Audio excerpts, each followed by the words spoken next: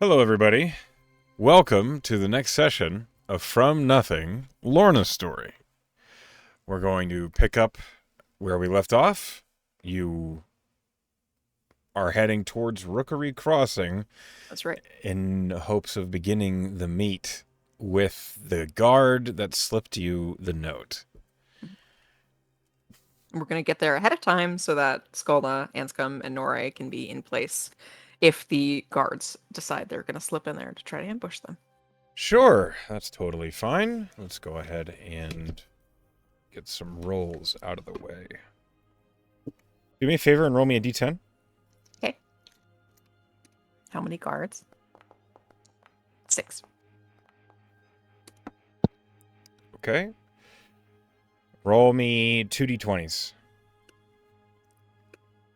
Do you want me to roll them individually or cumulatively? Separately, please. Separately. First one is a 16. The second one is a 10. Okay. Let's see here.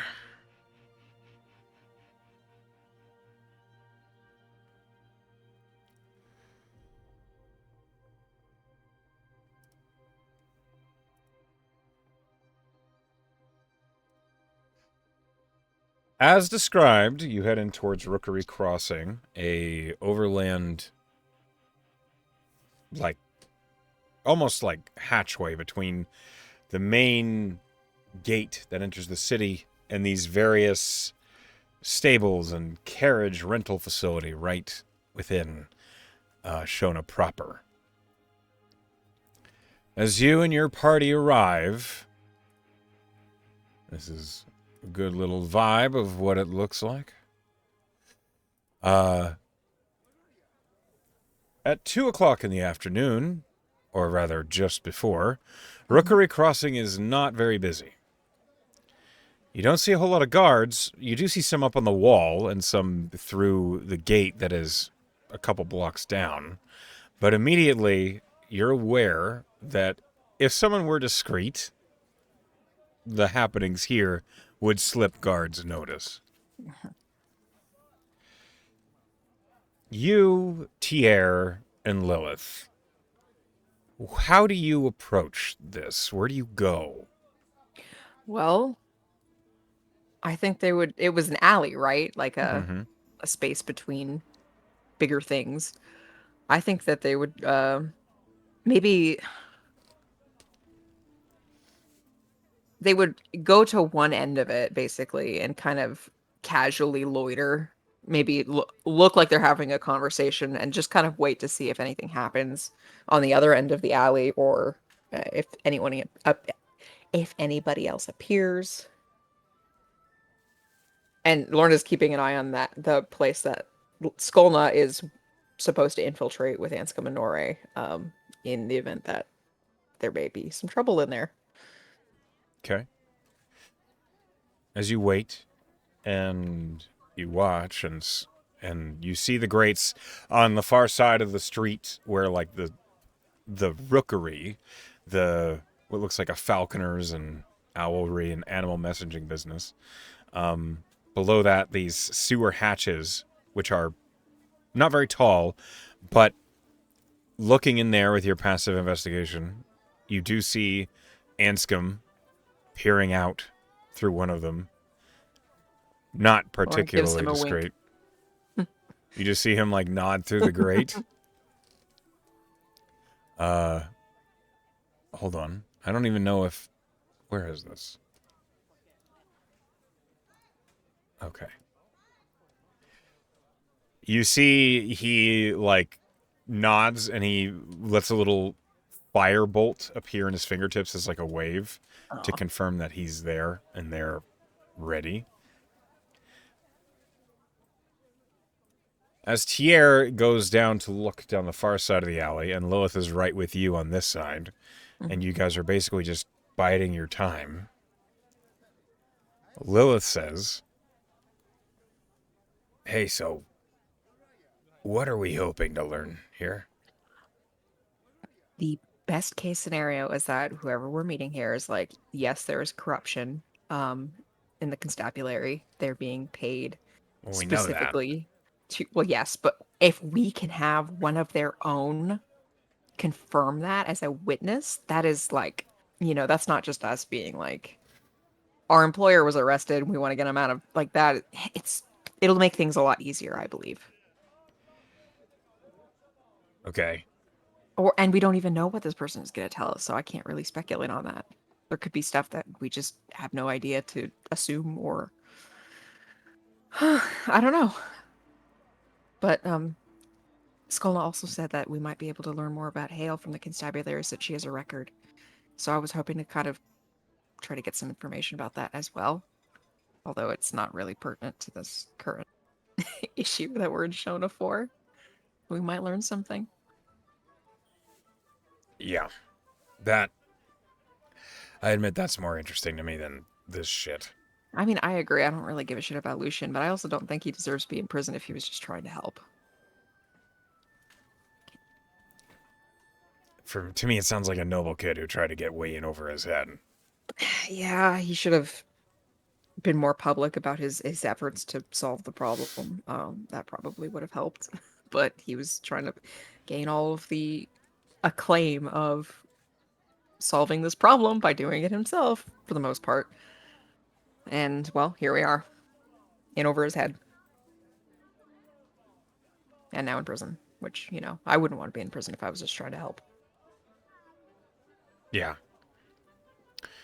Hey, so I had a vision last night. Lorna kind of wide-eyed blinks from like Tyrus. Yeah. Oh, okay. You remember when we were at that weird statue out in the desert? Yes. Where you made your offering, and that's how you kind of communicated with her for the first time. Yeah. He's called the Silent Pilgrim. Good name. I didn't know that, but I know it now. Mm-hmm. I don't know how I know it now. Tears, I suppose. Yeah, one would make that connection. Thanks. I saw the master. I don't know what the vision meant, but she was standing on a bridge Mm-hmm. over flame. Oh. Half the bridge was intact, and the other half was crumbling away. Mm-hmm. And as she began to fall, I reached out to her. Lorna kind of looks taken aback by that. Yeah, that was my vibe as well. Did you have any specific feelings as you watched her fall? Like anything that made you feel like you needed to reach out to save her? No, it felt like I was watching someone else, but it was my hand. Only I wasn't on the bridge. I was flying next to it, I think. Huh.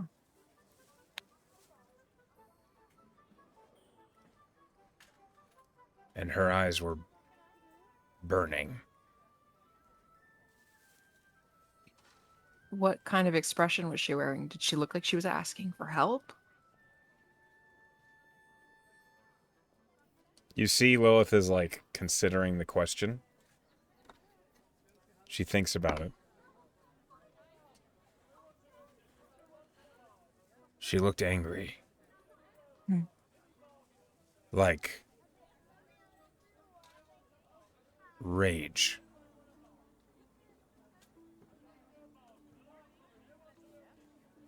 But I don't know if it was rage at me or rage at the bridge, because she wasn't looking at me. Mhm. Maybe at her patron, the thing that gives her the power that she has. Maybe. Maybe she felt abandoned because you said there's fire below her, right? Yes. She has an Ifriti patron. Her eyes were burning. That's what that makes me think. Maybe she's let go or betrayed. Less useful than she used to be. I don't know. I've never had a vision before. This is new. I, I would assume that the bridge was probably a metaphor as opposed to like a real location. Although it could have been that you were seeing something that's going to happen. I would assume that the bridge is like a path that she's on with two different directions, one that is intact and one that isn't. So there's Why kind of would like I two ways save this could her? go. That is the question, isn't it? Have you tried asking Tyrus what it means? No. I don't know much about her. I don't know if she's forthcoming with her followers. Maybe we should find a temple of Tyrus, like a real one. And maybe you could consult with a follower. That's not a bad idea. But I don't know where the hell I'd find a temple of Tiras. The only one I've ever heard of, aside from Intaka, is the one that we was in ruins that we killed a guy in. That's true. We could ask around Shona. I don't know how prevalent her followers are, or how visually established, because some gods are more well received than others in a public setting. I'm not really sure about Tyrus. Maybe you could ask her where you could find a place. Somehow, I suspect. She won't tell you. I don't. Kind of new territory, you know? I don't feel That's like fair. asking my brand new god mundane questions that I could find out from regular people. We'll start by asking locals in this Yeah, area if they've ever even heard of a location to worship Tyrus. Maybe finding the nearest temple of anyone, like there was one of Dorn with the clock tower, they might be more likely to know where a different temple to a different god is than just a peasant or something like that. probably. So maybe we'll go back to that Temple of Dorn and see if they have ever heard of a place for Tyrus worship. There's gotta be. There has to be, She's one right? of the gods of the suns. Hmm. The sun's And we named after her. Or is her. we I don't know. It's confusing. we found a tomb of one of her followers and a place of worship, the Silent Pilgrim, in the middle of the desert. So this seems to be a region where her force is felt particularly. We might have a better bet here in Shona and the surrounding area than we would in Ferrum. Yeah. Though I guess I Treat might know. That's a good idea. He also has a shrine in at the very minimum he has a shrine to her in his classroom. Yeah. We'll start with Dorn. If they don't know, we'll go back to Ferrum eventually. Uh she kind of pauses and realizes that Lilith doesn't know about the trip to Malachor yet. And then resumes and says, we're going to go back to Ferrum to collect our paycheck. Yeah. So we're going to talk to Treat then. We could We'll always figure it use out. transcription paper if things come to worst. That's true. Um, I don't know if your vision is literal and that you will, for whatever reason that we're not aware of yet, try to save the master. We don't really know what you reaching out to her when she fell meant. Maybe you were going to help get her down faster. The nice little holy slap. Didn't look like that. Okay.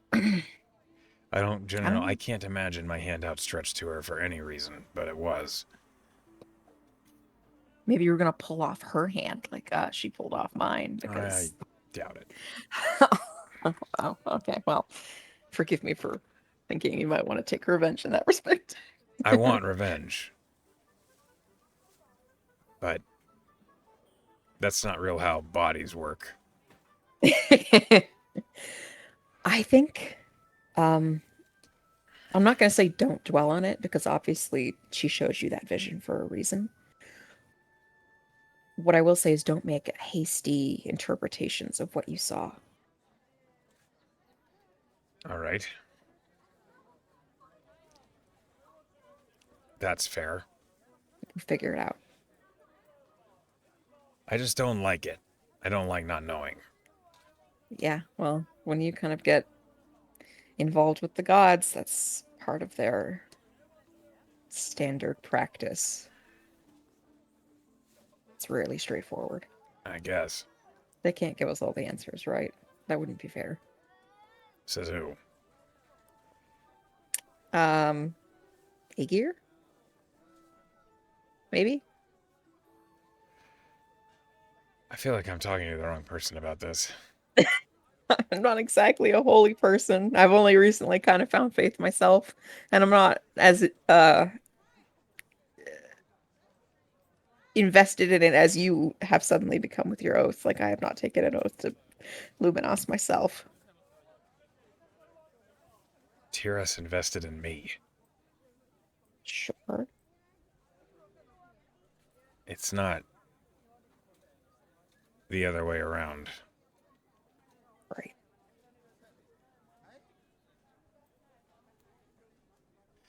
Anyway, I think our guy's coming. Oh. And Lilith gestures, and you see entering the alley is an individual who is walking stiffly. You see it as a half elf, fairly It's the same one. slight, looks like it, out of armor. Mm. He's wearing what looks like just common everyday, like city going clothes. He has a coat, long, goes down beyond the waist. His hands are in his pockets of the coat. Mm-hmm. He has a scarf, which is a little weird considering how warm it is in Shona. Yeah. You said walking stiffly. Can I insight check his gait or posture? Is he concealing something? Roll an insight check. Got a weapon in there? A rifle? 18. He looks anxious. He does Oh, not well, look. he might just be nervous that he's gonna get caught by cops. He, based on his build, he's a very slight individual. If he is concealing something, it is not anything big enough to be a threat. Like, if anything, in his pockets, brass knuckles, which is, a Yeah. mercenary party could probably deal with that. Yeah. It. You don't believe the coat would be able to hide anything from you? Mhm. Okay, Lorna will look at Lilith, and then look back at the man and approach. Didn't know if you'd come. Well, follow every lead. Well,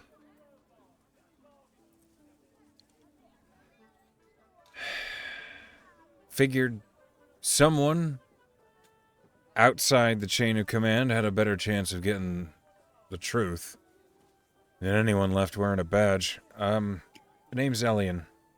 Elian, it's nice to meet you. Thank you for putting yourself out there. This seems important. Yeah, I I don't like how things have been going. Um, Mhm. I'm not a beat cop or, you know, I'm I'm just an inspector. I manage the Coyote District watch logs. It's pretty low Interesting. rank stuff. I just handle paperwork most days. But I review daily reports a lot, and I have to cross check them to make sure our guards are doing what they're supposed to be doing. Sort of. Have they not been? Uh, there's some.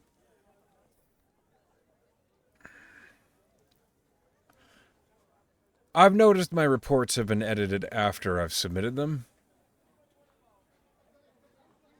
Okay. Do you know by who? I mean, my summaries go straight to Herald's, Right. and I only And recently found that they were changed just in the outbound, basically, before they went to the higher ups. So, do you know what kind of amendments have been made? lots of timeline inconsistencies and Some of the reports that I've had to file surrounding Mr. Guarino's arrest have just disappeared. Um, and I don't know how that could have happened. Well, I do know, Hmm. but You have a theory? I have a couple. Yeah. Look, I'm putting myself at risk just I know. talking to you about this. What I do know for sure. Well, firstly, Captain Harold's keeps all the evidence around this locked up tight, and I've heard a lot of words about some things just being misplaced. One thing I do know that I saw with my own eyes, the evidence that came from the south cistern came in a sealed satchel, and it, or not the north cistern, you know what I'm talking about. Hmm. It was in a sealed satchel, and it was not, it didn't have Guarino's sigil on it. Hmm. Um, Captain Harold's had signed off on it. It had his stamp, which is not how things normally go. I saw Lucian's original report about the foul water come through about a week before we even started looking Uh-huh. into it. But that report's gone. I can't find it. Which would be indicative that Lucian was looking into it and was not responsible for it.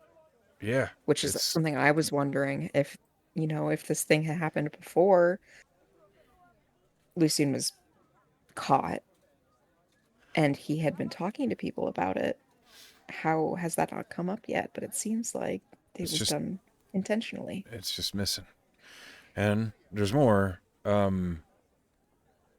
I had reports from the North Coyote guard post that a mage from House Velastro requested and visited the cisterns 2 days before Lucian was caught down there. But that report's gone. Hmm. Her two name is days. absent. Do you know what it is? Uh, Hang on.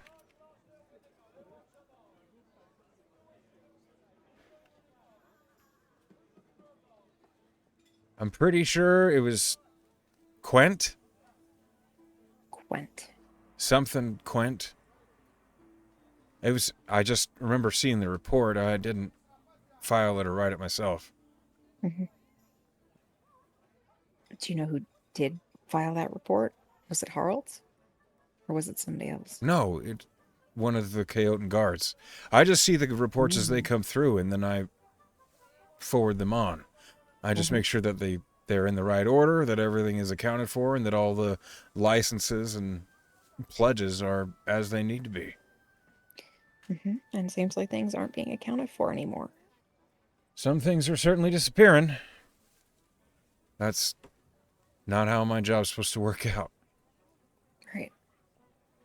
And lastly, the guard who originally reported Lucian's presence in the tunnels has been reassigned. He's no longer in Shona. This was someone who could have vouched that he was Doing what he not was. up to no good. Yeah, someone who saw what he was doing. Was reassigned. You don't know where? Out east. Probably David Major. That's where a lot of guards end up going. Hmm. Out east. Interesting. What a I'm weird sure he's happy coincidence. about it. It's a good Is pay he? raise. Ah, so no reason to come back and make a fuss. Mm-hmm. Especially for a beat guard. Mhm. I know this was risky for you to do. Oh yeah. And he looks nervous, like he's looking Mhm. around We have constantly. people. I have people nearby keeping an eye out for us, don't worry. But we aim to find the truth of this matter, and I believe that we have. I believe your testimony would be useful. I understand how risky that is for you. Do you? I think so. Logically, I can understand. There's a lot of money being passed around out here. There is. But I've learned a lot. Stuff that I'm keeping close to the chest right now, but I know who's passing money around and to who, which will all be added to the case. I have proof that Lucien is innocent. Who would... I know Harald's is like the head of the constabulary. Who's Mm-hmm. above him? Uh, Who do you above think I Captain would go Harold's? to if I wanted to supply this correct information and the implications thereof? Uh, you'd move on to the Justicars. Captain Harold's does run the city guard, basically, but above him would be um, the lesser Justicar, Marigold. And she's, well, she's busy. She doesn't. If you can get me hard evidence, if you can get me something irrefutable, I can get that to her. I can get an alchemical analysis of the pollutant, which will prove that he didn't do it, that it was a natural, unfortunate circumstance from the Hydra up north. That would help. Hmm. And I could look into these specific leads about who's paying who and find proof of that matter too. It Well, stinks of Velostro, as you might have guessed. that's where the mage was from, as far as I know. You might want to try talking to her too. I believe she's uh, I think she's an arcanist adjunct at the Shona Civic College as her full-time job. Arcanist adjunct. What's at the Civics College? The Shona Civic College, yeah, it's a school of magics here, focused entirely around the theoretical. Hmm. I don't know much about it. I mean, never been there, but aside from for investigations, but I didn't attend. You understand? Hmm. I could talk to her. Maybe with the right leverage, I can get a little bit more information and maybe a witness. That would Because I don't be think going straight to the Velostros will be very productive. They'll close in on themselves, be less inclined to speaking. no. The Justicars answer straight to the crown, so it might take time, but it would get heralds to lighten up at least, Hmm. and maybe begin an investigation internally, which would blow this wide open, I think. Exactly. It would take it out of his hands as the overseer. Because I, even just looking at him when I was speaking in the constabulary, I knew that he was involved. It's one thing to suspect, it's another thing to be able to prove it. And the Hmm. Justicars won't act unless there's hard evidence. I understand. That's what I'll work at getting at. I'm going to get an alchemical analysis today and likely speak to this something Quent at the Arcanist adjunct at the Shona Civic College Yep. within today or tomorrow. Is I'm, there a way I can communicate with you yeah. after this? And he like reaches into his coat pocket and he pulls out a whistle that has a couple runes. If you blow this, I'll hear it. No one else will. That'll tell me you need to meet, and we'll meet here again. Here. This is really the only place, as far as I know, that's off of Harold's paid off beat. That makes sense. None of his loyalists come out here. Do you have specific times you think would be best? You obviously picked 2 p.m. today. Things start to slow down in the afternoon. They pick up again in the evening, so not too late, but around this time is really the best. Gotcha. I will try to keep it within that time frame if I want to communicate with you or hand over some evidence. All right. I'm hoping you find something solid that I can pass on. I know I will. All right. Be safe. Can I have an insight check, but overall, just to see his demeanor, if he's telling the truth, Go ahead. if Roll I an think insight he's check. leaving something out? Oh, not great. 14. Uh, he seems nervous, but he seems honest. That's what Lorna figured, but she looks at him just as thank you for having a conscience. Thanks for being a professional. It's my job. And he nods, looks at Lilith and Tier, and leaves the alley. He does not immediately head Linger. back towards the constabulary. That's also fair. It's just out doing errands. Lorna will look at Tier and Lilith and nod toward the grate where the rest of their companions are. Guy with a conscience. That's a nice change. So it is. In a world full of bribery and corruption, it's fine to find one person who maybe had the balls to get up off of his desk and go actually do something about the problem. Well, some people have morals that can't be bought. I hope that's what that is. Me too. And But let's see if they could have heard anything. you seemed to be forthright from what I saw. Mm-hmm. What about you, Lilith? But Did you spot anything? And Lilith just looks at Tier. I wasn't paying attention. she knows what she's good at. I was busy watching his hands. He fiddled a lot. Right. Well, he thought he was probably gonna get ganked. Poor Gank. Gank or be ganked. Glad he didn't gank. He would have been ganked. Yeah. From behind the rookery across the street, you see Anscombe emerge. He's not very stealthy. No. But soon you are joined by Nora, Anscombe, and Skolna. So? Hey, did you hear anything, or were we Not a talking thing. quietly? We couldn't Okay. hear Well, shit. Lorna will explain beat for beat what she heard from this guy. And she's posing questions to the other three. Like, what do you interpret from this?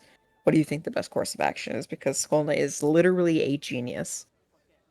And she's hoping if Lorna is not seeing like a clear course of action that Skolna would besides going to find this mage for House Philostro, that she would speak up. Because Penn is not a genius. Okay. Uh, Skolna just nods as you talk about going to get an alchemical clarification as to the substance. She doesn't really say anything. So, She seems like she agrees. She would have said yeah. otherwise. She's not trying to push you in another direction. So, Okay, then Horna will sit satisfied with that course of action. Okay, um, it's 2 p.m. now. I wanted to go and find that shop, the one that the Golem was advertising. you remember the For name? yes, shit. It is Bulwark's Magical Crafts and Enchantments. There's a lot of magic places in this town. The fireplace had all sorts of magic items as well.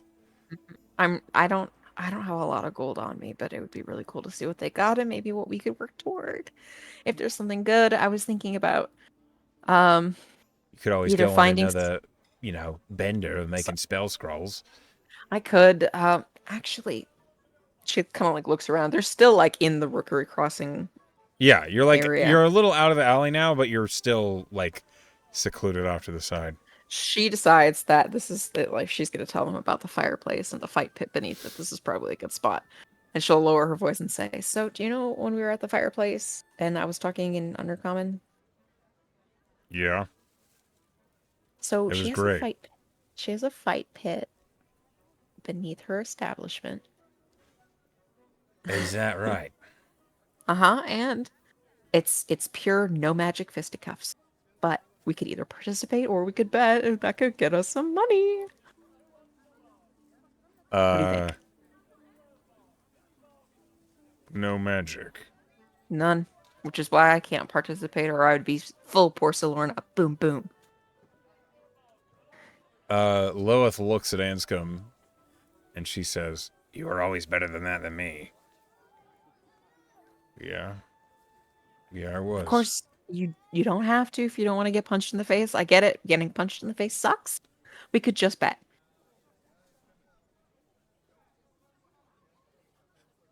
Anscombe looks at Lorna and then at the rest of the group and he says, "We could use the money. But don't let that be your deciding factor. Maybe I could use a scrap. You feel like you got some energy to work off? Every day.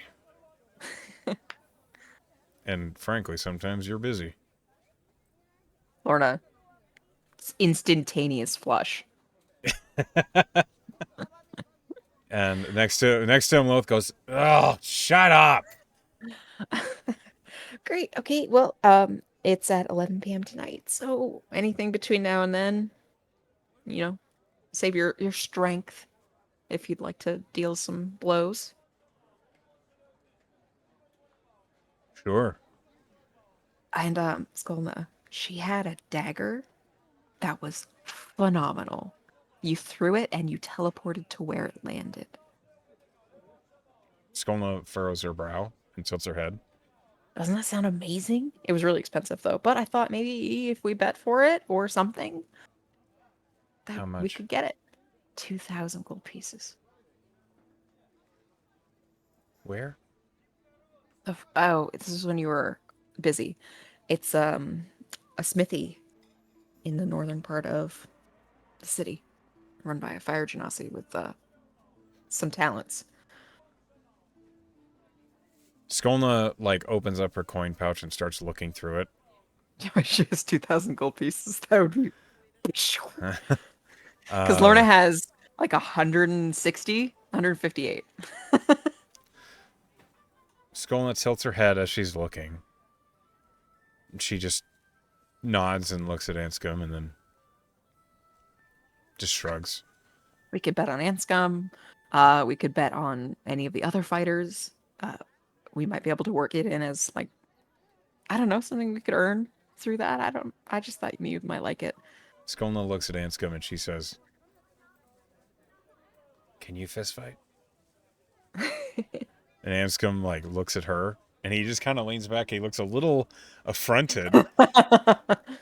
Yeah, Curtis, right? "It's what I used to do before I came to the Merry Guard."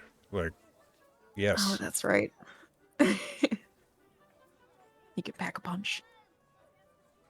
Skolna just, okay.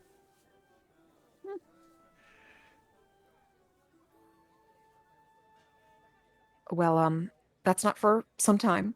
So let's go to Bulwarks, and if anything, if I can't afford what I like, or someone else sees something that I like, we can maybe come back after the brawl and see if we have some more money to spend. Sounds like a plan. To the Bulwarks. And as you start walking, you hear Anscombe behind you say, "Here, I thought this evening was going to be boring."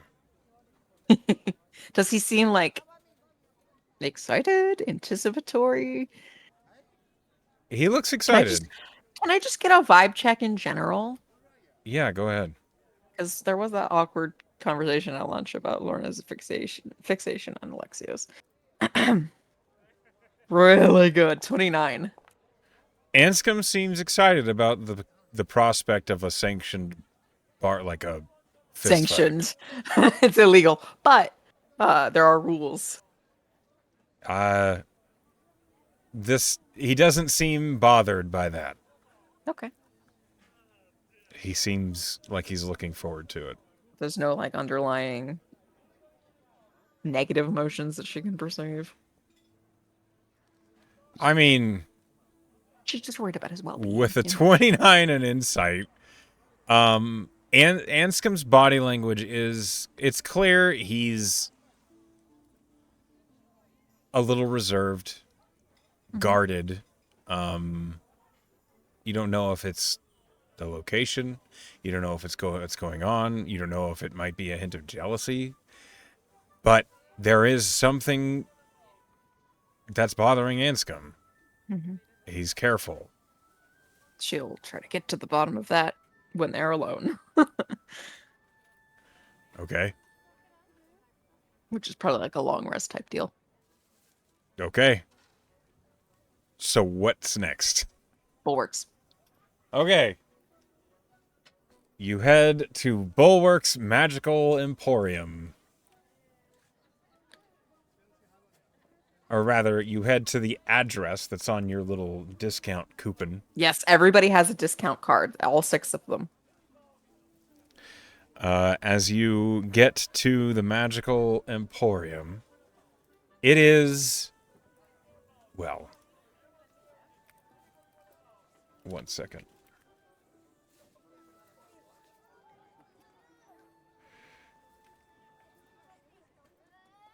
Let me pull up this page.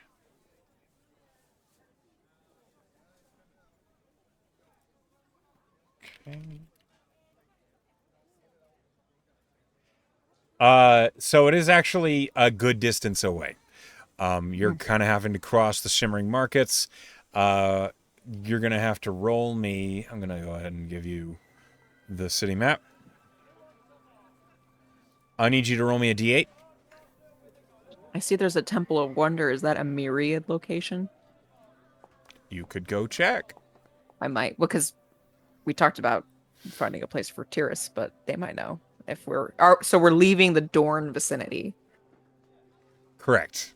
Are we entering the Temple of Wonder vicinity? Yes. Okay, so that's probably where we're gonna go if we ask. I rolled 7. Okay. Hold on.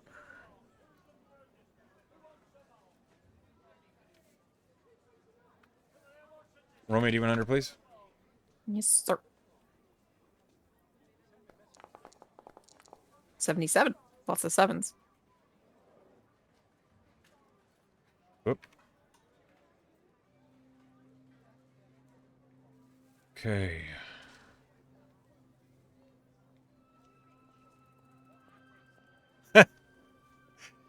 Mm-hmm. You find yourself suddenly like trying to push through a crowd. It is busy and loud as all these people are gathered around, and you see that there is this large structure that this crowd is kind of gathered around. And as you're pressing through, you see that there's like this broad table with all of these steins set out on it, and these enormous, not quite kegs, they're made of like copper. You realize they're stills, and Mm-hmm. these kegs are being filled, like kegs, these steins are being filled, and people are drinking them. And then as you're walking by, this dwarf says, "Oi, adventurers! Do you happen to have a moment?" Depends on what the moment requires. Well, we're representatives of Bolster's Brewery, and he points to the Bolster Brewing Company, which is behind him. It is this large, it looks like a tavern, but it's clear it's not a tavern. It's just like basically a drinking stop. Um, we're in need of, well, we're having a brewing competition to see if we can create a new recipe as for our customers.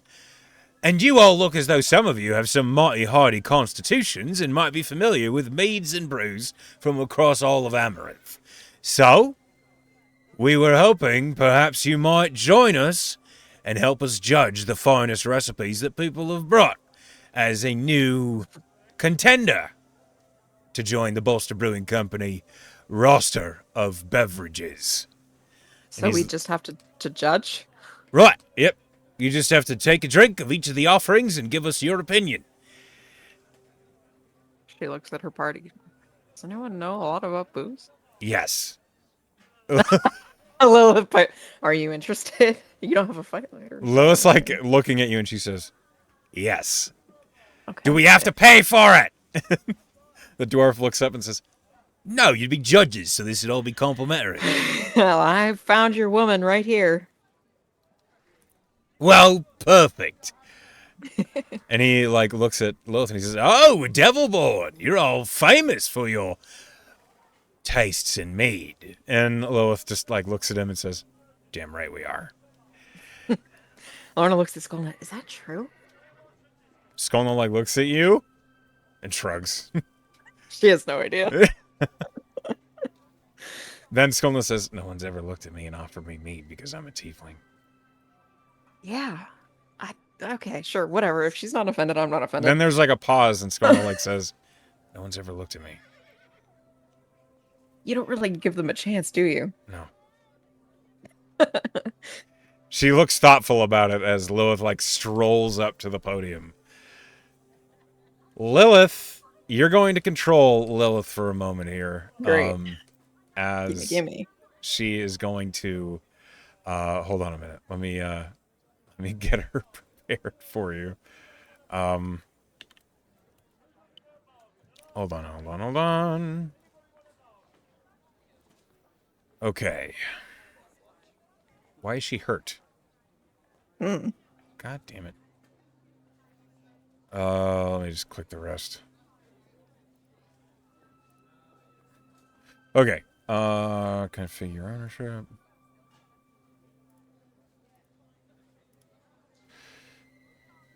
Okay. There she is. All right, I got her There open. she is. Okay. So, for this, you're going to roll me a con save for Lilith. Okay. Do that. How do I do that? I don't use Foundry a lot. So, opening up the character sheet, do you know how to do that? It's open.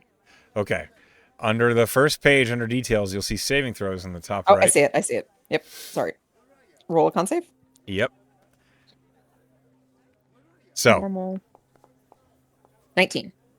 Lilith takes a seat at this judge's table, basically, and you watch this whole ceremony as one of these hopefuls that have come to the Bolster Brewing Company, trying to get them to buy their recipe, to take what they've distilled and made into their company. And why don't you roll me a history check for Lilith, which is a +4. Gotcha. 22. She's adept with her booze. Lilith has heard of the Bolster Brewing Company. They are famous for their meads and ales, particularly their dark ales. They are exported throughout the world, and she almost kicks herself for forgetting that Shona is the home of the Bolster Brewing Company. This is where they first started. They were originally a dwarvish brewing company that just was originally pirates, and they came up the river and settled in Shona to hide from the maritime police of Triton. So they were originally a Tridonian company that has become Aurelian for the sake of dodging the law.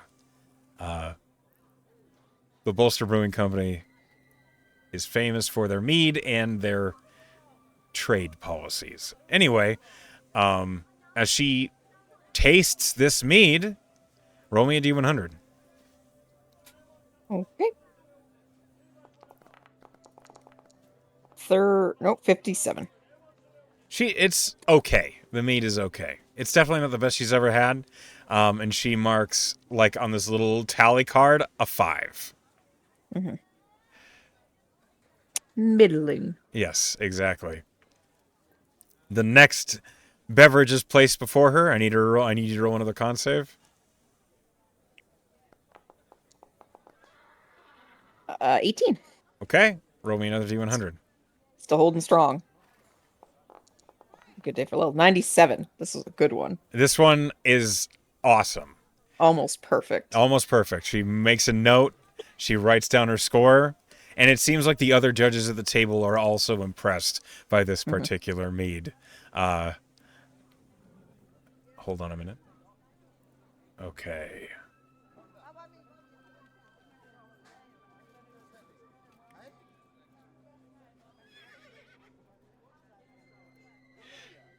as she sets that mead down, you see that this particular mead is like the one that scored so well.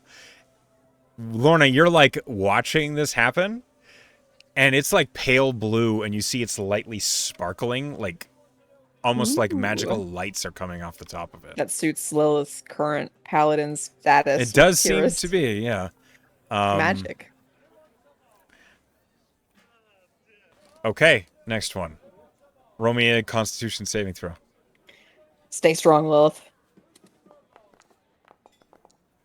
Natural one. Okay, she rolled The a 10. alcohol content in this one.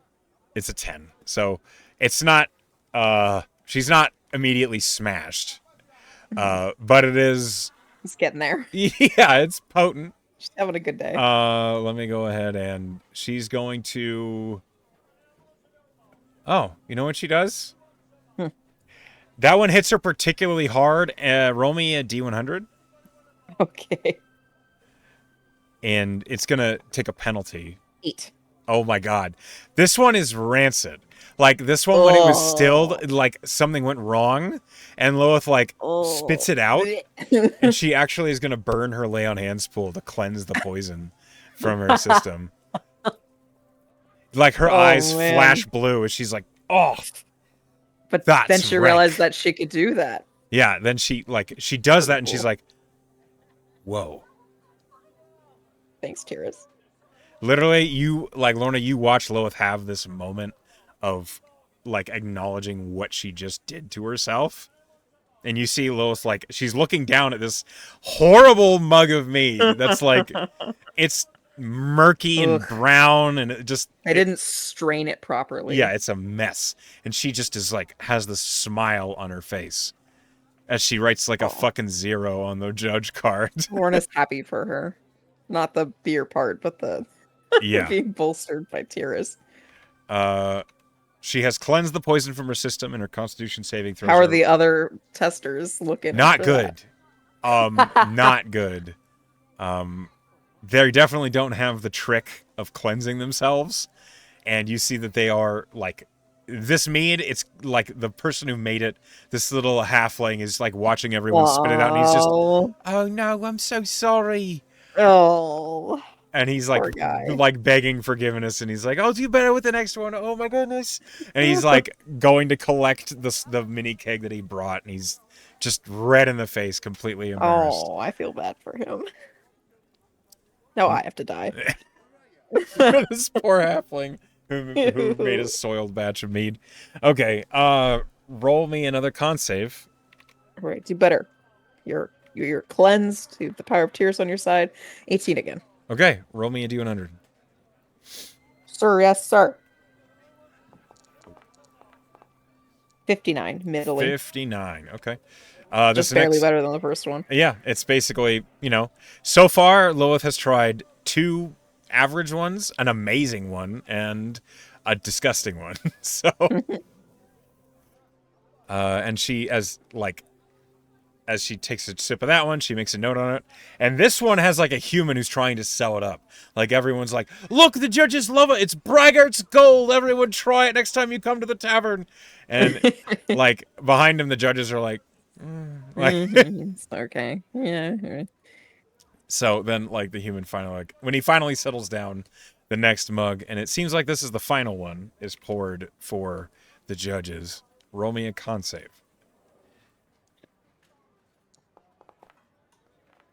Uh, 21. Okay. And a D100. See if we can get that 100. 86. Pretty good. 86. Yeah. Not as good as the other one. Nope. This one is, the meat is poured. It's like a silvery pink, and it seems to like glow a little bit on the table. And as they all drink it, well, it's like, yeah, everyone's like, they're appreciating it. It's a good mead.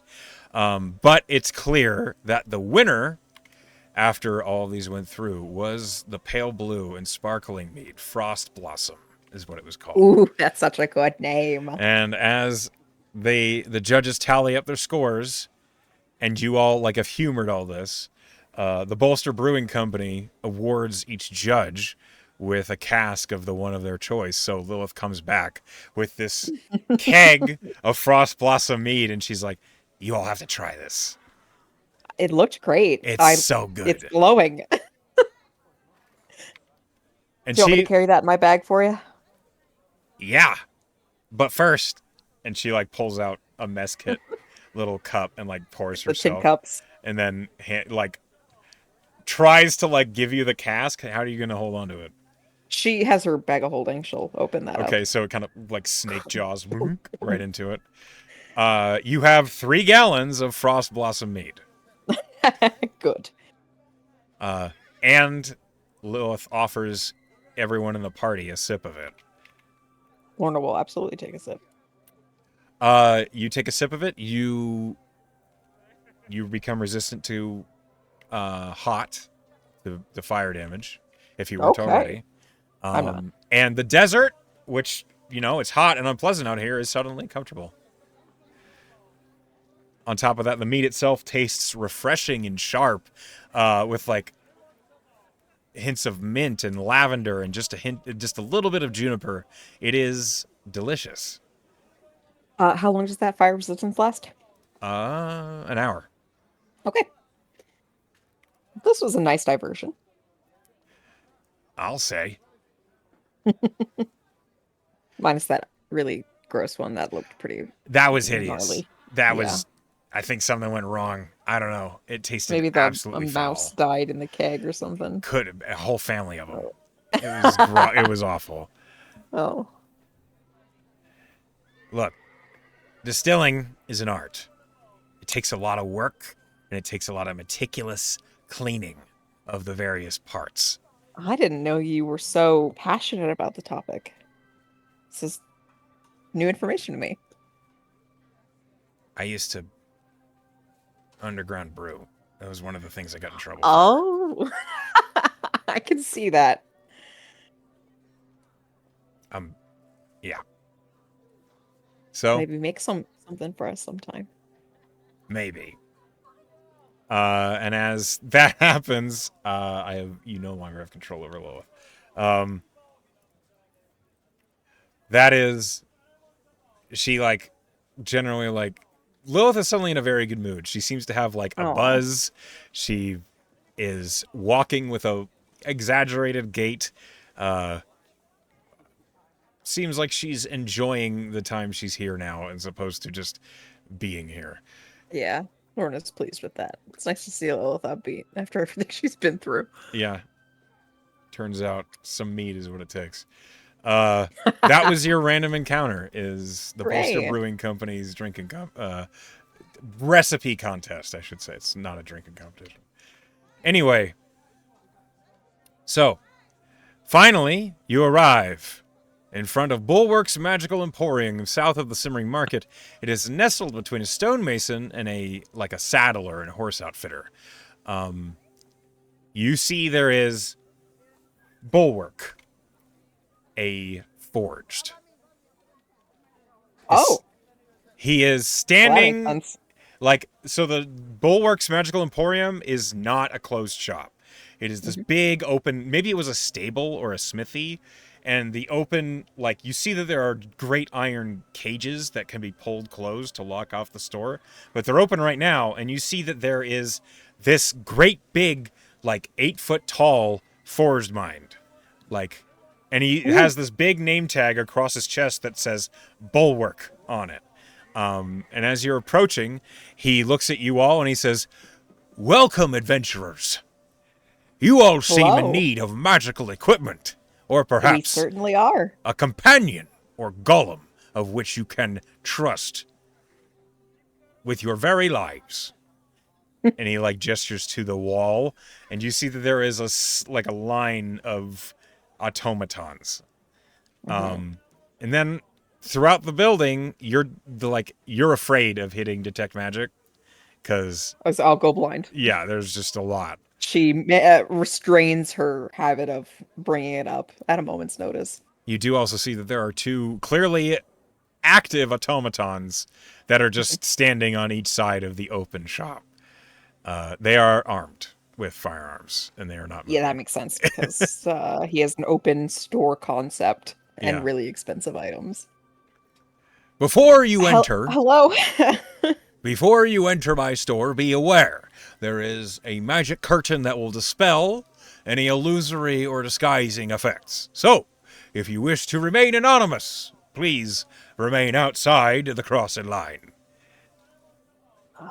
Lorna thinks quickly. Am I disguising myself in any way? Nope. Okay, we're good. When you and your party all just kind of like enter, he's like, "Very good. I love to see adventurers unafraid to show their true selves." Well, we saw your golem through town and got she'll hold up for like 10% discount. Ah, you found bounty. Fantastic. Good to know he's still doing his job. He certainly is. He was very emphatic about us taking these. I'm sure he was. It got you here, didn't it? It definitely did. I'm very curious what you have to offer. Apart from, I'm sure your automatons are fantastic, but not necessarily what I'm looking for at the moment. A At least shame not that. me. That I'm not speaking for my companions. Well, if you happen to have a location that you need protected, or if you need an extra eye whilst you are on the march, or perhaps even taking a rest out between your difficult adventures out in the wilds of Amaranth, well, there's nothing better than a Bulwarks Emporium clay golem. They're hardy, they don't sleep, and they won't disturb you at night because they don't talk. Uh, but that keep up on watches is very tempting. Oh, yes. They'll follow you to the end of the earth, so long as you, well, want them to. Otherwise, they'll just do what you tell them to otherwise. Um, this might seem like a weird ask, but I've heard them all. do you have something that is more like a golem is a problem being controlled by someone else or something else? How could I disable it either temporarily or permanently? Hmm, Do you have some sort of anti-golem? of course I do. I would love to learn more about that. Well, there are a few questions that one has to ask when dealing with a hostile golem. The first one is, do you know how powerful that golem is? Lorna just kind of raises a finger, like a one moment, please, and then she checks in with Lily. Lily, the golems in your aquarium, how powerful would you rate them at? Um, well, they are iron golems, and they were as powerful as I could create. So, Iron golems. yes, they were extremely expensive.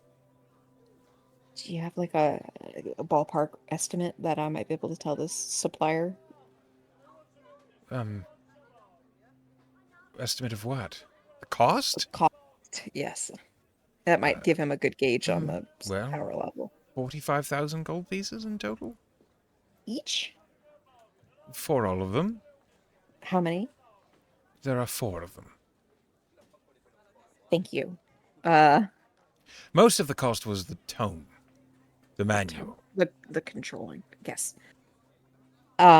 She will look back at Bulwark and say, "All right, 4 golems, Yes, that's doable. That's typical layout for a security of a major business, that sort of thing. made of iron, Oh, with a cumulative cost of about 40,000 gold pieces, particularly for the manuals to control them." uh, you Is must that a law? understand. I can't be connected with the illicit I or pro- illegal operations of, I say, theft, promise you, I larceny, promise you that burglarizing of a main that is business. not my intention at all. There is no established business or financial institution that I am interested in at all. And yet you're after 4 iron golems. The only other, well, the Arcanics and Artifice Company would have that many, certainly. Which I'm also not interested in at all. Good. Trust me that this is not illegal. She looks very sincere. I'm sure everyone who ever does an illegal thing would say that. So, is that within your wheelhouse of being able to disable? Oh, sure. It's just going to be expensive. Okay, hit me with that estimate. In order to deactivate 4 iron golems. Or even just one. Like, let's start at one. 1. All right. 1. That's much more reasonable. Particularly unless your pockets are lined with gold. 1 iron golem generally has 8th level magic empowering it. Mm-hmm. Which requires, at a minimum, a 6th level magic dispulsion that is never guaranteed to work. So even if you purchased something like that, it wouldn't even There's a 100% chance it wouldn't. You'd have to spend more money to get an equivalent level I dispulsion. see. So it's kind of a roll of the dice, so to speak. A clever way to put it, if you're a gambling person. Aye, it would be a bit of a roll of the dice. Why? Okay, so let me show you what I'm off. What mechanically would happen. And he leads you into the store towards the counter, and he it's like an accessory stand, and he pulls out this small black. It's like a hockey puck, and on it are little ribbons of banasite that. You see, there's simple ones, and then they get more and more intricate. And he picks up one of the most intricate ones, and he holds it up, and he says, "This is a magical field destabilizer. You trigger it, you throw it, and anything near it when it goes off that has anything arcane about it will be deactivated for a short period of time. The thing about golems, they can't handle being deactivated. Once they're off, and they need to have a new runic inscription applied to them, or they will be deactivated forever. In all cases, if you use this on a golem, that golem will be turned off, and then whether it will turn back on again is up to as you say, original it's a owner. roll of the dice. Oh, I see. If the original inscription, if the scroll within that golem is powerful enough, it might turn on again after a period of time. But it might not. Depends. If it's a Bulwark Emporium golem, I do have redundancies in my golems that if they get turned off, there is a very good chance they'll turn on again. I think it's a 95% success rate. But the thing is, people who buy my golems, they're not often getting robbed because they have golems. You understand? Right. It's a deterrent. Yes. People see a golem in front of your business and they're not going in. Shit. Right. And I would know I'm half one myself. How much would something along the lines of an iron golem me to cancel its power source? Well, this puck here would negate an iron golem for a guarantee of 30 seconds. After that, it's a little questionable. This puck, you don't know how much banasite is crammed into this puck. Oh. You don't know how many runes and how much time is spent crafting this little puck. Well, could you tell me how much time it took you? I didn't make it. Sake. Oh. I outsource. I'm not an arcanist. Oh. Well, do you know how much time it took? 800 hours. Lorna fans herself. Oh. Aye, that's what the Arcane Forge in David Major is famous for. Okay. Yep, that's where I get these. Lorna stopped herself from asking, do you think I could get them there cheaper? She does not ask that because that would be stupid. That would be a dumb question. Hi, your stuff is too expensive. Can you point me out a way to buy it for cheaper elsewhere? She does ask, however, all right, how much? For this nullification puck, this is an 8th level nullification puck. 10-foot radius around the puck. Magic's turned off. This, 8,000 gold pieces. Okay, how about the 30-second maybe off permanently one? Still pricey. That's a 6th level nullification puck. And he sets the 8th one down, and he picks up one that is a little smaller and a different color. It's like red with Banasite runes all over it. He says, "This one, 3,500 gold pieces." Okay. Um, Noted. Filing that away in my Mm-hmm. back pocket. I figured you would. Is there These, something else? I will just Sorry, say, go ahead. generally I sell these to military. They Mhm. use these when sponsored by a whole nation. So I don't have many private buyers for these, and whenever I do, I have to file it with the Aurelian National Army. That makes sense because Why are it's you an buying an 8th interesting, level dispulsion? Yes, I have to be very. an interesting one. Well, I'm with the Merit Guard, so you can infer anything from that. Why don't you have them sponsor the purchase? She just smiles and says, "Is there anything else I see. All right. that you could recommend for dealing with a golem of particular power besides just turning it off? Is Oh, is yes. there things that you could suggest that would slow it A down Vorpal blade would or work. Charm. multiple blade? Cuts right through them. And anything else. Okay. How often do you even know a ballpark estimate how much those cost and if you have any? I have a. I have a connection I can get you in touch with if you want a Vorpal blade. Are they in Shona? They are not in Shona. They are in Terracona. But they can get a Vorpal blade here on a moment's notice if I had a buyer. All right, estimate. Type of blade. Let's go with I'll ask about a great sword and a dagger. Uh, Two opposite ends of the spectrum. Exactly. Do you know how a Vorpal blade is made? She shakes her head.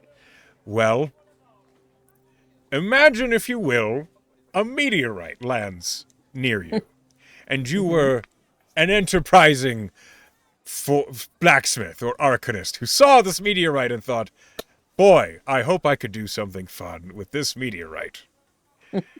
You take little pieces of it, and then you go and find the nearest astral dragon you can. You ask that Yeah, astral of dragon course. to breathe on the ore for several days, whenever it has a chance, just in its free time. Once that ore has been sufficiently treated into astrolite, it can then be forged into a Vorpal weapon. The more Mhm. material, the more exponential the cost will be. Right, so the dagger is likely going to be cheaper than the Oh, greatsword. much. I'm glad you've collected the meaning of my story. All Uh, right, how much would the dagger be? a Vorpal dagger. Just a plain Vorpal dagger. Hmm. No other enchantments. 7,000 gold pieces. You might as well just get the puck, right? Well, the dagger does have the advantage of being able to be used more than once. It's And on true. other things. It's that's true. When I say it can cut through anything, I don't exaggerate. Right, like golems. Like golems. This has been very informative. Oh, I'm so pleased to be of service. Do you have silencing stones? Yes. Yes, I Like do. run-of-the-mill silencing stones. This has been quite an interesting conversation. I have a many variety of tasks to accomplish in I my hope life. all of my encounters with Merigard mercenaries go this way. How many silencing stones do you need? How much does one cost? 150 gold pieces. Bad. You trigger it with its trigger word, which is generally silence, Mhm. and then you throw it What is the radius?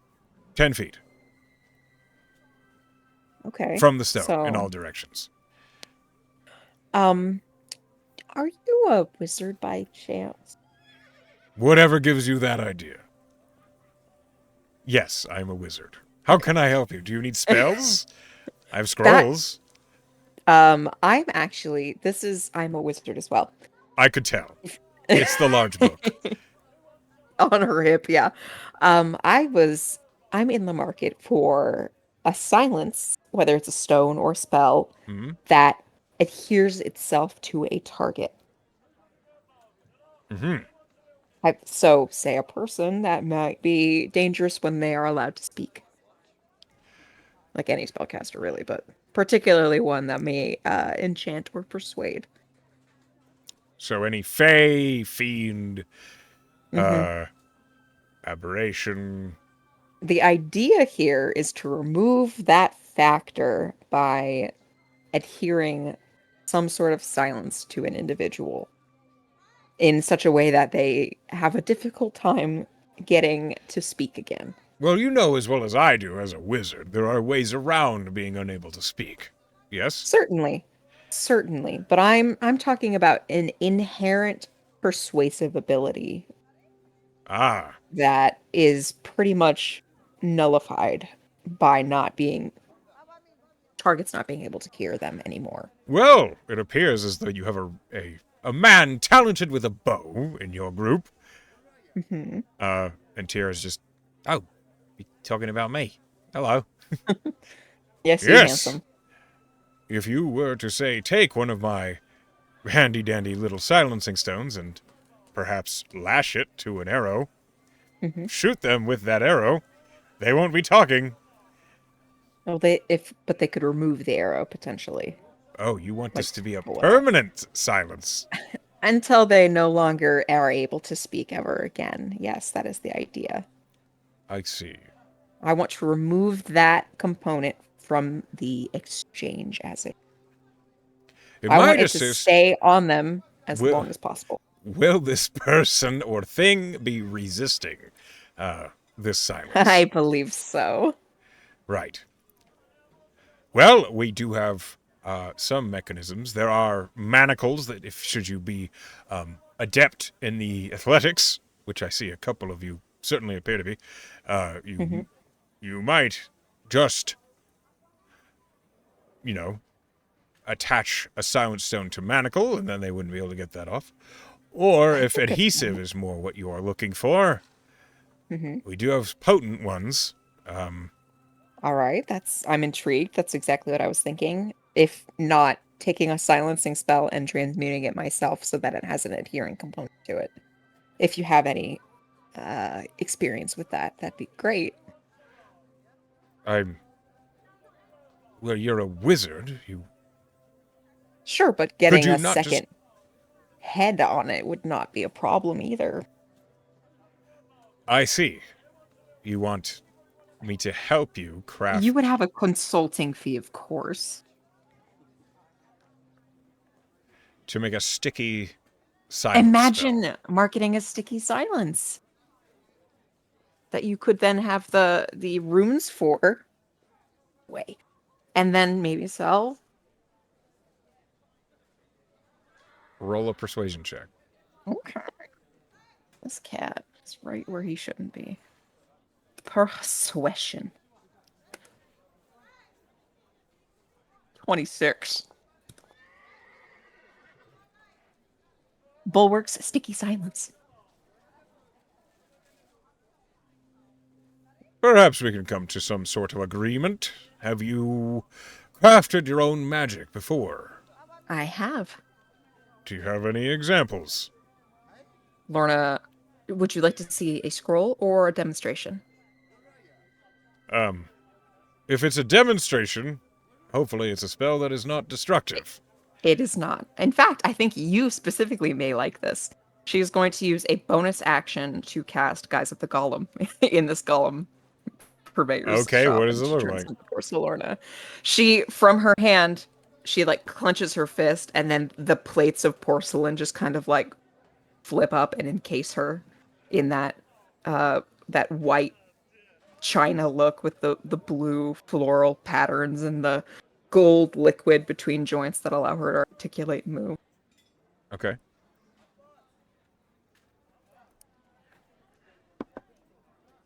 Bulwark begins to immediately like circle around you. Ah, I see. Your prosthetic is also your component. That's Interesting. right, but any component worth 75 gold pieces allows you to take on the properties of that as a spellcaster. What other benefits does the spell provide, if you don't mind me asking? It gives you a higher AC.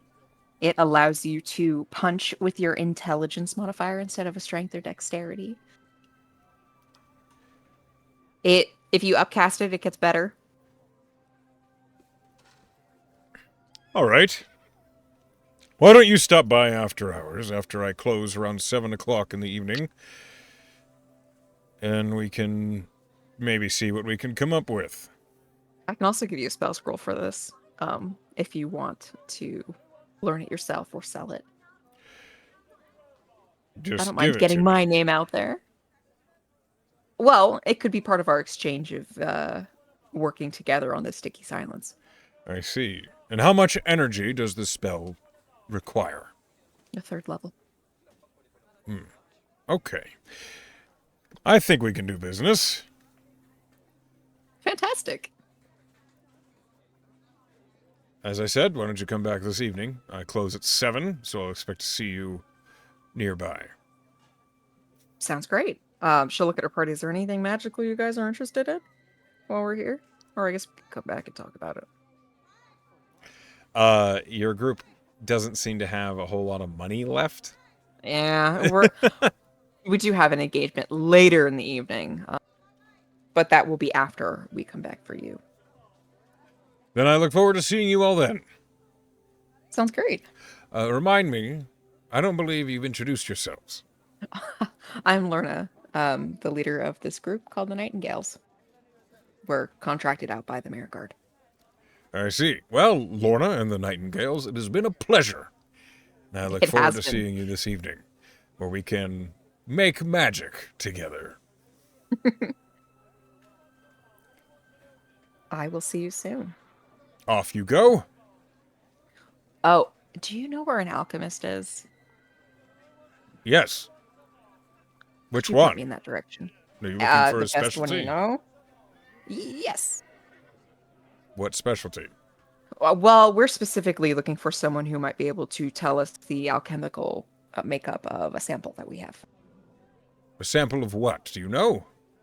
It, both a liquid and a solid. She'll kind of pull them out and like jingle the contents I meant, do you so know that you its can see 'em. origin? Are you aware if it's a man-made substance, a magical I have one, a an theory extraplanar? that it is a monstrous source, but I would like to confirm that. Bestial alchemy is what you're looking for. There's going to be an alchemist at the Shona Civic College that would be able to help you. That's great. I actually had some business in that area. Oh, well, good. Just outside the southern wall in the Light Hook district, the Shona Civic College. You can't miss it. It is the compound of several structures just down the main road. Would I also be able to find an elemental alchemist there too? Yes, they have all sorts. Their Great. alchemy course has. One-stop shop then. Yes. Just be aware, some of them are students and some of them are professionals. So you will have to be, careful depending on whose opinion you ask. That makes sense. Thank you so much, Bullock. As far as elemental alchemy, I do recommend you speak with Thalira Quent. She's the Arcanist adjunct there, and she will be the one who can easily handle any needs you might have as to that course. She perks up immediately at that name and says, "Could you tell me the first name again?" Thalira. The Lyra? Yes. How do you spell that? Thalyra. Oh, I've actually heard that name before. I'm sure you have. She's an up-and-coming name in the arcane fields of study. Okay. Well, thank you so much. I will see you past 7. Of course. I will be waiting. Lorna, after they leave, kind of turns to our party and she's like, "That is the person we are going to talk to about being a shady shit." Yeah? You think so? Yeah. That sounds like a good idea to me. So maybe I should ask her my unrelated alchemical questions first before I imply that we think she's up to no good. It is generally a good idea if you, disguise your nefarious, skullduggery. Because I really do have a genuine interest. I want to see if I can finish this potion that was in the tomb of the Paladin of Tears. Just, it's not a bad idea. I mean, I would like them to tell me what it could potentially do before imbibing in it. I would like, if you're gonna drink that, to know that it won't fucking kill you. So Yes, exactly, which is the point. I'm going to make sure that it doesn't kill anyone if they're going to drink it. I'm certainly not going to drink, minus that potion that I drank that one time, but it worked out. I like to know what I drink. of course you do. I think I saw a temple nearby that she looks meaningfully at Lilith. We could probably consult. It's a good idea. Let's I'd go love to do there. that now. Yes, let's do. It's right nearby, so let's do that before we head to the alchemist. Okay, so you head out of the simmering markets toward the We're sectioned just ping off. ponging to different businesses. Yeah. You see this cathedral is nestled away from like the busy hum and drum of Shona. You get to, on the map it is labeled the Temple of Wonder, and as you're approaching, you kind of see why.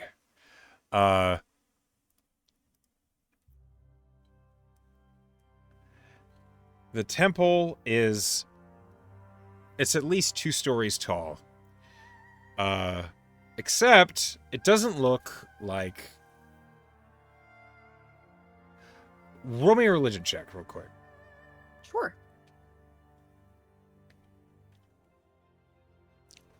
14. You see that on the front of the temple is a symbol that you recognize as the symbol of Myriad, the god of wonder. Okay. It is much more garish than you thought the god of wonder would really be interested in. Except Someone really used their imagination. as you look closely at the temple, you realize the temple itself is an expression of creativity. The facade of the temple is painted in thousands of colors in a mosaic that make it look like a brick face, but it is clearly not. As you get closer, you realize it is wooden, except it is painted up in this prismatic collage of colors, like little dots painted all over the face in the shape of bricks and mortar. It's very interesting to look at. It's almost like an optical illusion. And the whole temple is secluded away from the rest of the city, and you realize that the walls make it clear that this structure was once a keep. It was not always a cathedral, except there are still some broken foundations in ruin in the ground where a keep's towers obviously were, and this temple has been built out of the foundation of a destroyed castle. The courtyard outside the temple looks like grass, but it is not. As you approach it, you realize instead of grass, it is these fine... You think they might be some sort of animal hair, but they're painted green. Oh. It's really... Weird place. It's bizarre. Okay, it's like AstroTurf. Yeah, it's like AstroTurf. Hide. But as you're like walking over it, Tier is like investigating, and he says, "This is Norok vein." What's that? It's, you know what a Norok is, right? Yeah, they're magically imbued deer. Yeah, so the male ones, they grow a mane. And the hairs are really long, and that's what these are. These are all Norok mane hairs. Animal pelts? Is the grass here? He pulls out one of them, and he's just, no, it's just stuck in the ground. It's just a hair. What effect would that have on our perception here? If any. It looks, I don't know. Nice. That's a lot of Norok hair. It probably has some weird, maybe at night it might glow or something. Maybe they have Nurok on hand. They keep and groom. I hope, instead of just slaughtering Nurok. Tier looks at you and like cover looks their around. ground. Nurok would not be out in the desert out here. This is as strange as hell. Well, maybe we can ask. They're forest creatures, and we haven't seen a forest in days. Hot minute, yeah. Since we left the Rimwood, really. And yeah, and I didn't see any Norok there either. Not that they're easy to find. I wasn't looking. Right. This Well, has been the strangest first encounter of a temple I've ever had. we're not particularly here to learn anything from Myriad unless that suddenly crops up, but we're mostly just asking for some advice. Right. Okay. As you... Hold on.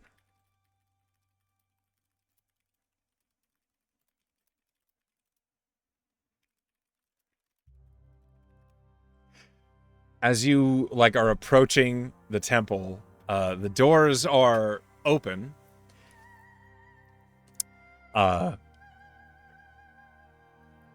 Suddenly, there are some footsteps, and you see there is a gnome that is barely 3 feet tall, wrapped in layers of mismatched robes, stitched with patches of color and, like, handwritten notes, and their eyes are literally kaleidoscopic, Wow. flashing faintly as their thoughts shift. They wear That's kind of cool. a spider web thin circlet made of shimmering crystal fragments, which hum faintly when they speak. As they, like, poke out the door. Hello! Hi. Are you all here to visit the temple? Kind of. First time Come in, come in, in come such in. Oh, it's so proximity. exciting. I've just baked some fresh sweet squares. Come on, come on. Well, I mean, don't mind if I do. You are led into the Temple of Wonder. And it is eccentric at best. Immediately inside the temple, like to the right and left, sofas and chairs and couches that are all, they look like they were donated from thousands of garage sales. None of them look like they Eclectic. belong there. Everything is eclectic. Everything in this place is bizarre. Next to each side, like on the right side and left side of the temple, you see are these vast mirrors. Each one is 10 feet tall and like 6 feet wide. And there's only 2 of them, one on each side of the room, but as like you're walking into the temple, you cannot help but look and you see yourself, like, and the back of yourself reflected from the other one, creating like an Lorna infinity checks mirror for hair. effect. It still has the red. It still looks pretty Well, good. yeah, she's mussing it to get it like any stray hair. She's just primping. You do that as you're entering the temple, and this gnome is like very excited, it seems, and you see that there are other people here in the temple. It's not as immediately empty as you kind of thought it would be. There's a lot of people that are there, like one of them is knelt down in front of the far left mirror and is looking straight into it, and you can see their eyes are wide open and they look lost in thought or staring into space. Creepy. Yeah, a little bit. When you look a little bit too long at that person staring into the mirror, the gnome next to you says, "Oh, don't worry about them. They're just talking to Myriad. This way, please." Yeah, sure. Would you like to To talk to Myriad? This is where people come to do that. certainly. Let's put a pin in that. Um, If you like. you did mention sweet squares. Yes, of course. And she, like, goes straight down, and in the middle of the temple, where you would expect there to be pews, there is instead a very wide, like, dining table that is, it looks like it's reclaimed wood from, like, a boat. And in the middle of the table, and you see that, like, half the pan is already gone, are these honey glazed, like, they look like sweet cookies, each one cut into a square. And as you're looking at them, they smell amazing and like hazelnut. This is meta knowledge, but I know Skolna likes honey. She does. And she pulls the pan towards herself and she says, "I just finished making these. They're so nice and warm. Help yourself, please." Don't mind if I do. She will take one. It's delicious. Ah. You have guidance on the next thing you try to do. Oh. Okay. Great. It doesn't matter what it is. She'll look at Lilith and kind of say, like, do you want to take the lead on this, or do you want me to talk? Loeth looks really just out of place. She says, please take the lead. Okay. Like Nice to meet you. House. I'm Lorna. This is my group. Oh. We noticed your temple around. I'm Findle Caraway. It's a pleasure. It is a pleasure. This is truly a remarkable space that I had no idea to anticipate. Oh, have you never communed with Myriad? You Not do it every personally, time you no. have an idea. He's there, just poking around, looking to see what you thought of. I have ideas all the time, so that is either a little disconcerting or reassuring. Oh, it just means he likes you. If you have good ideas. If you have ideas. They don't have to be good. Ah, well, definitely not all of mine are good. Sure. I hope this isn't rude. We have a holy question, I suppose, but it's not specific to Myriad. It's just we don't know where to go to find the proper temple to this deity, and hoped that you might know something. I know some things. I don't know some other things. What can I help you? Sure. We are looking specifically for a proper place of worship for Tyrus, where a follower we could consult with on something. The gnome is like rubbing her hands together, and she says, that's the spicy one. Okay. That's right. Out of the two of them, I think so. Well, different kind of spice. They're both hot. Anyway, why do you ask? Well, we've got a fresh paladin of hers in our midst that needs a place to talk to someone maybe a little more versed in Tyrus's intentions and idiosyncrasies.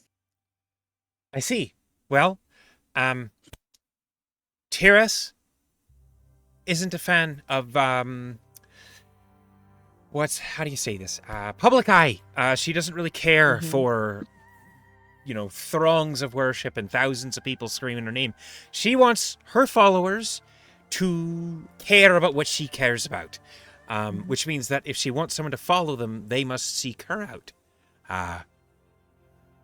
Which means, unfortunately, that her temples and shrines can be a little bit hard to find. I see. But as a master cleric of the God of Wonder, I'm happy to provide a little bit of leeway, as I've had to study in the great city of Taka myself. There's lots of temples to the various gods all over the place, and Tyrus is most notable. And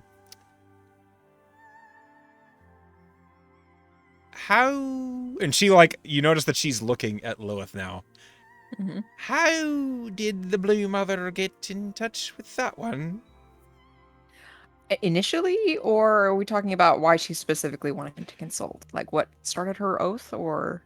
Tyrus is picky. Paladins of Tyrus are rare, and I'm surprised to see one, that's all.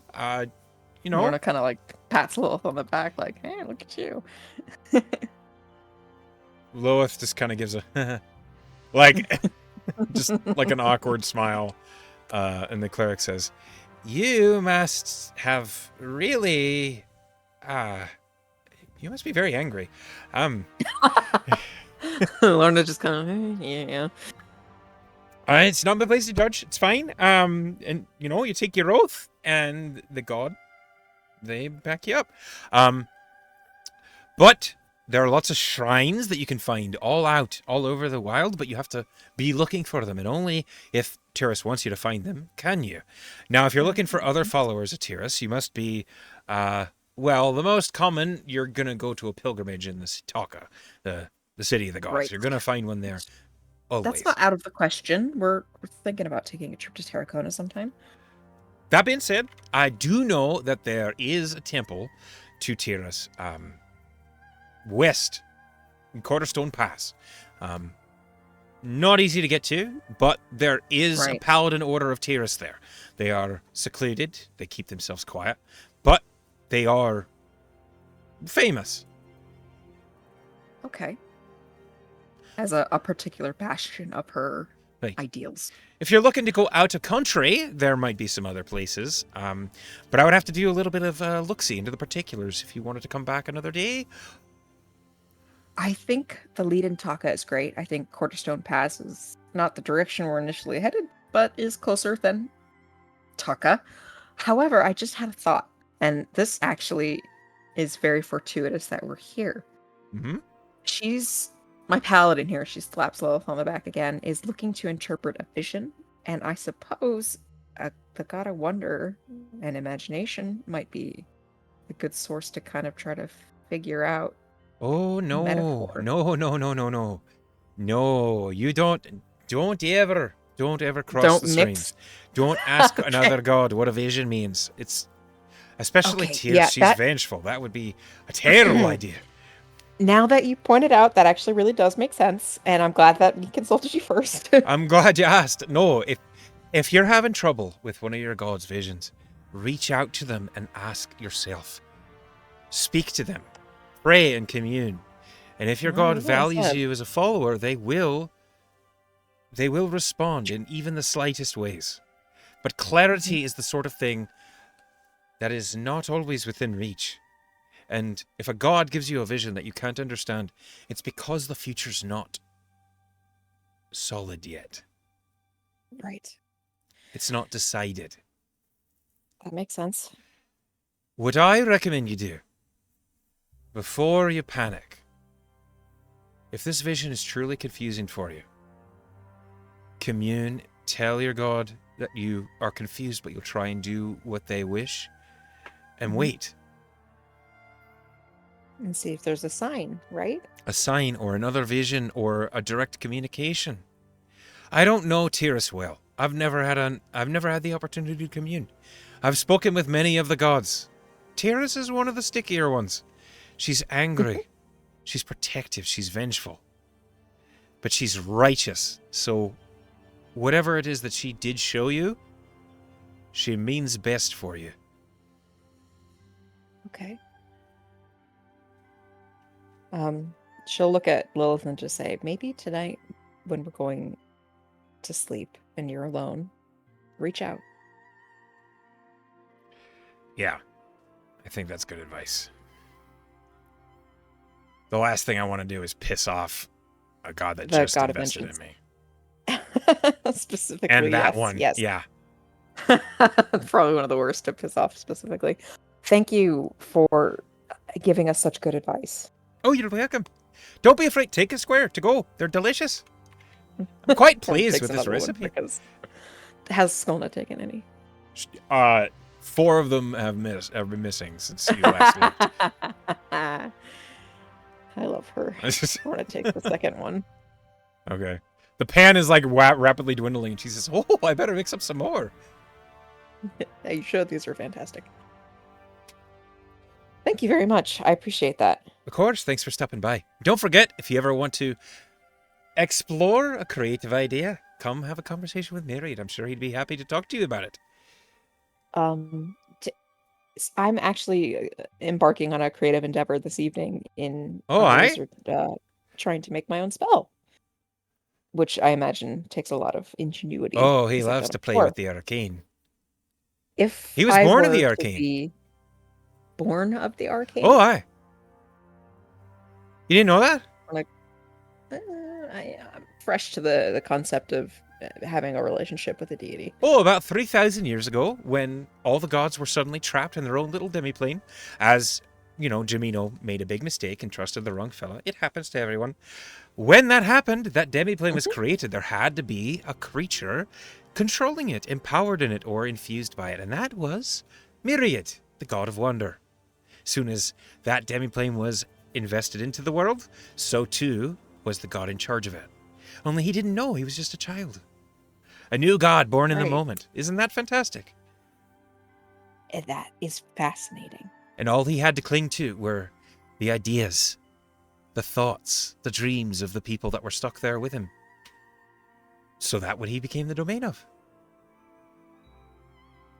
Lorna nods, surprised and intrigued.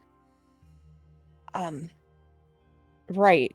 Isn't that so, So when interesting? I- A god can just appear based on what people believe. I think Vale's the same way. There's a couple others as well. There are a few, yeah, that have manifested through just sheer force of will. But Myriad's my favourite, by far. Hence And she Yes. like tugs at the ropes. Yes. That is definitely notable. Also, If genuinely I nice guy. I see that his followers partake in that pillar of his. There's no sense in just being rude or mean to people. I We totally agree. share ideas and our creativity blossoms in positivity. So why squander it? So, as opposed to, I mean, obviously, a temple or a shrine is the best place to commune with a god. But if I were to be working on the spell later tonight with somebody sharing ideas, Mm-hmm. how would I maybe go about seeking Myriad's blessing in that endeavor? Asking for it. In the moment? No. If you know you're going to do it later today, go to the Mirror of Sights, ask Myriad for his blessing, and if he Okay. deems your idea creative enough, or if he likes how you're asking, or if, I don't know, he thinks you're funny, he'll give you a blessing. Well, it doesn't hurt to try, right? No. The worst that'll say is, meh, and that'll be that. Some of that's super interesting. Okay. Right over here. And she points to the mirror with the guy who's just kind of staring at his own reflection and lost Use the other one, contemplation. there's more space. Okay. Sure. She'll look at the rest of the party. Do you mind if I take a minute? Because I would really like this to work. We've all heard the whole conversation, like we know. Go ahead. Right. She will shuffle over to the mirror and look over at the guy still staring at himself and then just kind of like tentatively mimic what he's doing. Okay. You stare into the mirror and you see Mhm. yourself. Roll me a wisdom. Just roll me a wisdom check. Hey. How creative am I? Terrible. 8. 8. She's pretty by the books. What's going through your mind as you're sitting here staring at yourself in the mirror? There's a lot going through her mind. She's thinking about this job they're on and improving Lucien's innocence, and she's concerned about the guard that talked to them because she appreciates that he was forthright with her, but she's also safety because she's a good person and doesn't want this person to be hurt. Um, she's thinking about tackled so much today, talking to Bulwark and the golems that she eventually face, and making the spell, which is what she's here for, but also she's thinking the whole reason that she's doing the spell is for Skolna to handicap the vampire they're supposed to face, and hoping that that goes correctly. Lilith and her issue with Tyrus and taking revenge, and then the master. So there's a lot. Like each thought brings up a related thought, which brings up a new one, which brings up a new one. So there's like a swirl maelstrom of thoughts and concerns. Yeah, it sounds like it. As you are seated there, like having all of these thoughts, it seems as though like you're sitting on your knees, kind of just. Although you said I had guidance, Yeah, you can add a guidance to it. I will add a d4. 2. 10. 10 flat. You're in the Temple of Wonder. Mm-hmm. As you're seated there, you're like seated on your knees, just looking into the mirror.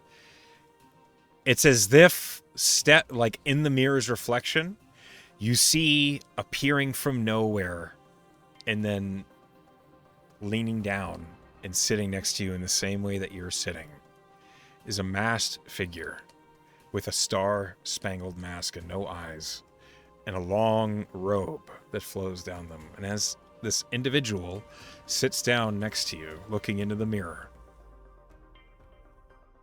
you have a lot going on. Oh, don't I? Never feels like there's just simple things to deal with. Life isn't simple, No, it is not. but that's okay. It would be boring otherwise. True, I'm definitely not bored. What do you wonder am. about, Lorna Halliweth? What do I wonder about? You are here in the Temple of Wonder. Yes, I'm trying to make a new spell, something that hasn't been done before, something that I could use to help my friend. Something that hasn't been done before. That is a bold statement. Well, I'm taking components of things that have been done before, a silence spell, and an adhesive. I just want to put them together to stop someone truly awful from getting in our heads.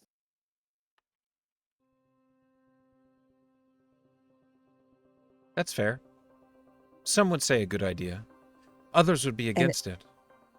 it's it's so important to me because my friend, her agency was taken away and she was forced to do something horrible to end the lives of her loved ones because she was manipulated by this enchanting force. And if I remove that from the field, she can't be taken over again.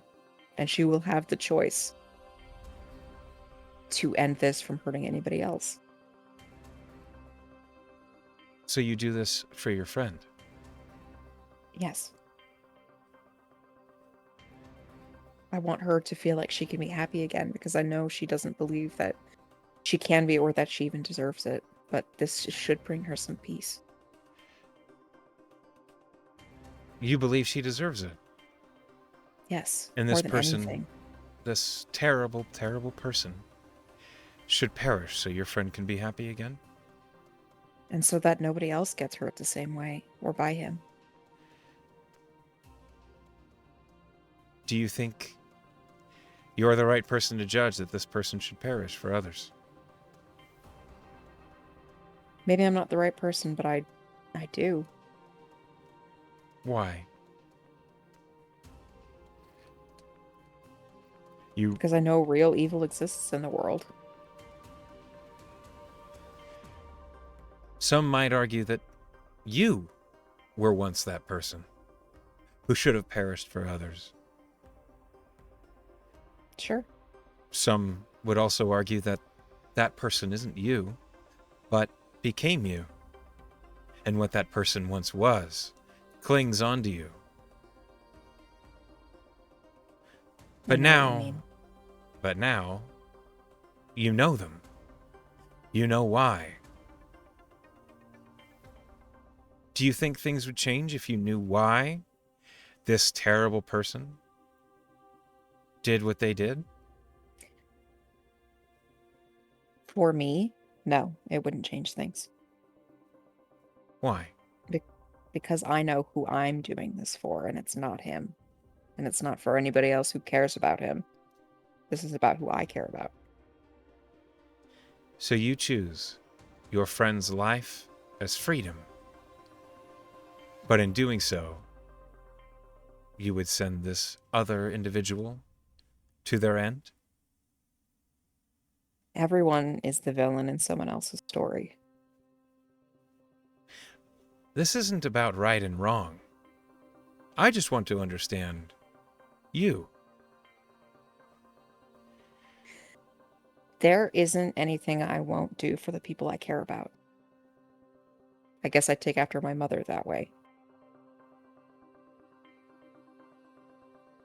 That's good. That is a good thing.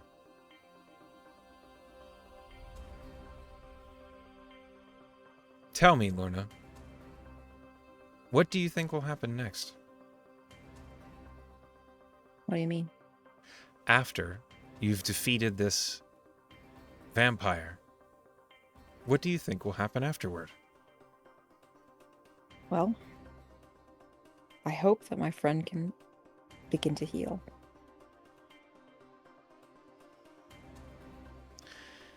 And whatever nefarious bullshit this guy was up to, or just doing in his existence, comes to an end. What about your other friend? And yourself? You know that they say revenge is an end that one must bury two bodies for. Dig two graves. Is that the saying? I get it wrong. I don't. I may have agreed with you previously when I first talked to Skulna about this, and she talked to me about killing this man, Cursorix. It seemed motivated by revenge. But now, I think it's different. I think she's changed. I think she's tired and she doesn't want anyone to experience what she did, the pain of having to be responsible for losing her loved ones.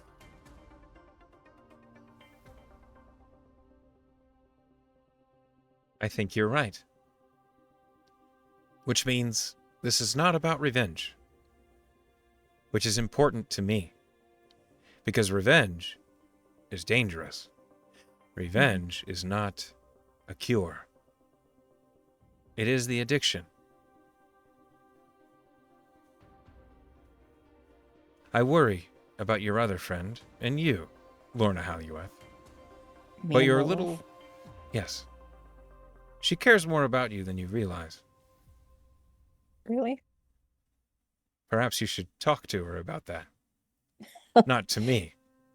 Maybe. I know that those conversations aren't her favorite, but it would be nice to hear it from her. Good luck.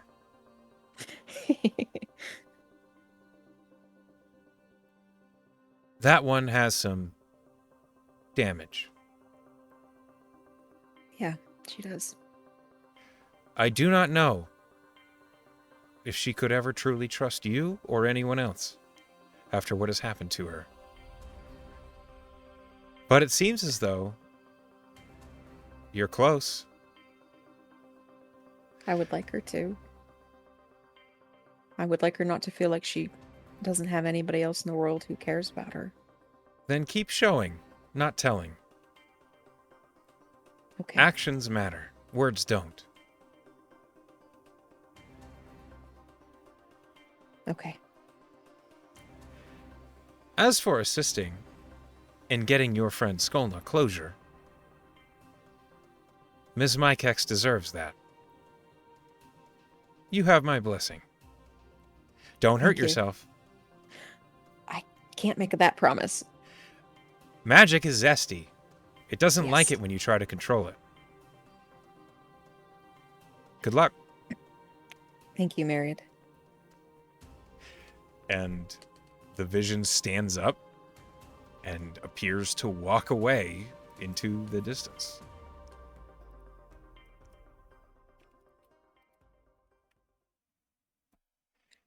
Whew.